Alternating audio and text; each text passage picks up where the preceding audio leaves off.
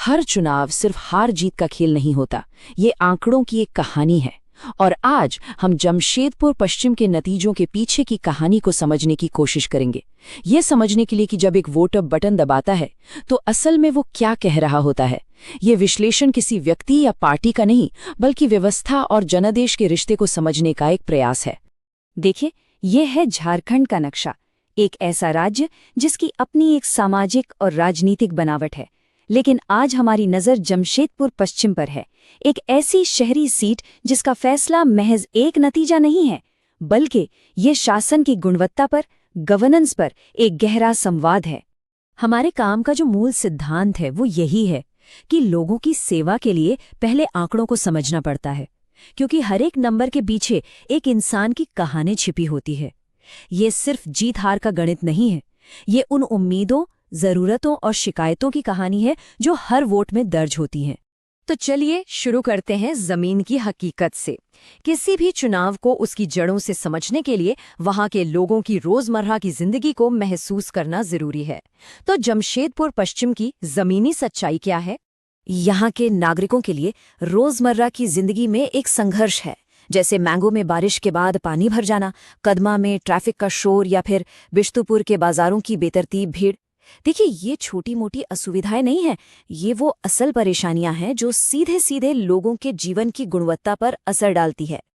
और जब हम इन शिकायतों को थोड़ा और गहराई से देखते हैं तो एक दिलचस्प पैटर्न सामने आता है। मैंगो की मुख्य समस्या खराब सड़कें और जल निकासी है, तो वहीं कदमा के लोग ट्रैफिक और नागरिक सुविधाओं की कमी से जूझ रहे हैं। और बिष्टुपुर में पार्किंग और सार्वजनिक शौचालयों का अभाव एक बड़ा मुद्दा है। ये पैटर्न साफ बताता है कि समस्याएं स्थानीय हैं और उनके समाधान के लिए एक ही नीति सब पर लागू नहीं की जा सकती। ये सिर्फ शिकायतें नहीं हैं, असल में ये बातें हमारे जीवन की बुनियादी गरिमा से जुड़ती हैं। एक ऐसा मूल्य जिसे हमारा संविधान हर नागरिक के लिए सुनिश्चित करना चाहता है। सोचिए, जब सड़कें चलने लायक न हो या पीने का साफ पानी न मिले तो ये सिर्फ एक असुविधा नहीं रहती, ये नागरिक के सम्मान पर एक सवाल खड़ा करती है। तो जमीन की आवाज सुनने के बाद आइए अब उस जनादेश का विश्लेषण करें जो इन्हीं सच्चाइयों से निकला है। चलिए अब आंकड़ों की परतें खोलते हैं, ये समझने के लिए कि मतदाताओं ने आखिर संदेश क्या दिया। सबसे पहले इस चुनावी मैदान का पैमाना समझिए। यहाँ कुल मतदाता हैं 3,87,200। ये एक बहुत बड़ी संख्या है जो इस शहरी सीट के राजनीतिक महत्व को दिखाती है। लेकिन इन सभी में से सिर्फ 57% ने ही 2024 में वोट डाला। ये हमें सोचने पर मजबूर करता है। क्या मतदाताओं का एक बड़ा हिस्सा व्यवस्था से निराश था, या वो किसी भी उम्मीदवार से वो जुड़ाव महसूस नहीं कर पा रहा था जिसकी उन्हें तलाश थी? और ये है इस कहानी का सबसे निर्णायक आंकड़ा, जीत का अंतर। सिर्फ 7,863 वोट। इतने बड़े चुनावी क्षेत्र में इतनी कम मार्जिन साफ बताती है कि मुकाबला कितना करीबी था और यहाँ हर एक वोट की क्या अहमियत थी। तो ये जीत हार हुई कैसे? जवाब इस 7% के स्विंग में छिपा है। 2019 में एमजीबी का वोट शेयर 50.3% था, जो 2024 में घटकर 43.2% पर आ गया। यही 7% का सीधा नुकसान एनडीए की जीत का आधार बना, जिनका वोट शेयर बढ़कर 46.7% हो गया। साफ है कि सत्ताधारी गठबंधन अपने पिछले प्रदर्शन को दोहरा नहीं पाया। लेकिन ये 7% का बदलाव क्यों हुआ? क्या ये सिर्फ इस चुनाव की बात थी या इसके पीछे कोई गहरा पैटर्न काम कर रहा है? इसे समझने के लिए हमें इस सीट के चुनावी इतिहास की लय को पकड़ना होगा। असली सवाल तो ये है कि ये सीट इतनी अस्थिर क्यों रहती है? क्या वजह है कि यहाँ के मतदाता हर 5 साल में अपना फैसला बदल देते हैं? इस पैटर्न को देखिए, ये बिल्कुल शीशे की तरह साफ है। 2009 में कांग्रेस, 2014 में बीजेपी, 2019 में फिर कांग्रेस और 2024 में एनडीए। ये एक क्लासिक स्विंग सीट की निशानी है। यहाँ के मतदाता किसी एक पार्टी के प्रति बंधे नहीं हैं, वो हर बार प्रदर्शन और डिलीवरी के आधार पर अपना फैसला सुनाते हैं। इस पैटर्न के पीछे केवल सत्ता विरोधी लहर ही नहीं है, बल्कि उम्मीदवारों के अपने समीकरण भी हैं। एक तरफ बन्ना गुप्ता थे, जिनकी ताकत मंत्री पद पर होना थी, लेकिन जमीन पर मौजूद समस्याओं के चलते यही ताकत सत्ता विरोधी भावना में बदल गई। दूसरी तरफ सरयू रॉय थे, जिनकी व्यक्तिगत छवि और स्थानीय मुद्दों पर पकड़ ने पार्टी बदलने के बावजूद उन्हें मजबूत बनाए रखा। तो ठीक है, हमने समस्या का विश्लेषण किया, पर विश्लेषण से आगे बढ़कर सवाल यह है कि भविष्य में जनता से एक मजबूत और सच्चा जुड़ाव कैसे बनाया जाए, इसका नक्शा क्या हो सकता है।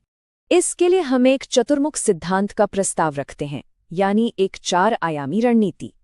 पहला, चुनावी चेहरा, एक ऐसा गठबंधन बनाना जो सामाजिक समीकरणों को समझे। दूसरा, संगठनात्मक चेहरा, बूथ स्तर तक एक मजबूत मशीनरी तैयार करना।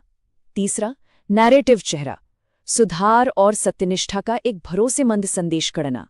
और चौथा, संसाधन चेहरा, धन, डेटा और मानव शक्ति को सही दिशा में लगाना। और इन चारों में कहानी सबसे अहम है। इसका फोकस सुधार और सत्यनिष्ठा पर होना चाहिए।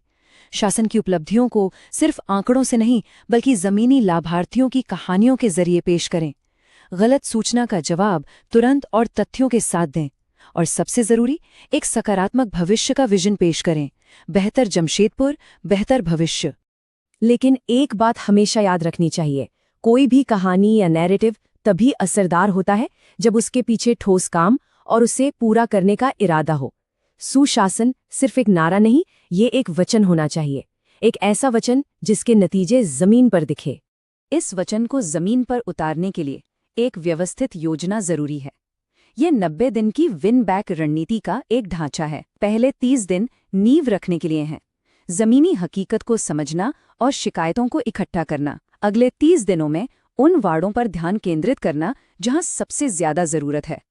उसके बाद के दिन बड़ी रैलियों और सोशल मीडिया के जरिए एक सकारात्मक माहौल बनाने के लिए। और आखिरी हफ्ता हर एक मतदाता को मतदान केंद्र तक लाने के संकल्प के लिए। और हाँ, आज के दौर में जनसंपर्क की एक बड़ी जिम्मेदारी भी है। किसी भी मतदाता की जानकारी का इस्तेमाल करते समय उनकी निजता और सहमति का सम्मान करना सर्वोपरि है। जैसा कि भारत के डेटा संरक्षण सिद्धांत भी कहते हैं, भरोसा किसी भी रिश्ते की नींव है और राजनीति में ये नागरिकों की व्यक्तिगत जानकारी की सुरक्षा से शुरू होता है। आखिर में ये सारा विश्लेषण, ये आंकड़े और ये रणनीति हमें एक ही मंजिल की ओर ले जाते हैं, और वो है जन केंद्रित नेतृत्व का मार्ग। तो जमशेदपुर पश्चिम की जनता का असली जनादेश क्या है? ये जनादेश सिर्फ चुनाव के समय किए गए वादों के लिए नहीं है। ये निरंतर डिलीवरी यानी लगातार काम करने की एक साफ मांग है। मतदाता एक ऐसा नेतृत्व चाहते हैं जो उनकी रोजमर्रा की समस्याओं को समझे और उन्हें दूर करने के लिए 5 साल काम करे, सिर्फ चुनाव से पहले नहीं। यदि आप एक जनकेंद्रित नेता बनना चाहते हैं और अपने निर्वाचन क्षेत्र का उत्थान करना चाहते हैं, तो blueprintstrategies.ai से mgr@blueprintstrategies.ai पर संपर्क करें या 081042041602 पर कॉल करें। राजनीति से परे एक उद्देश्य,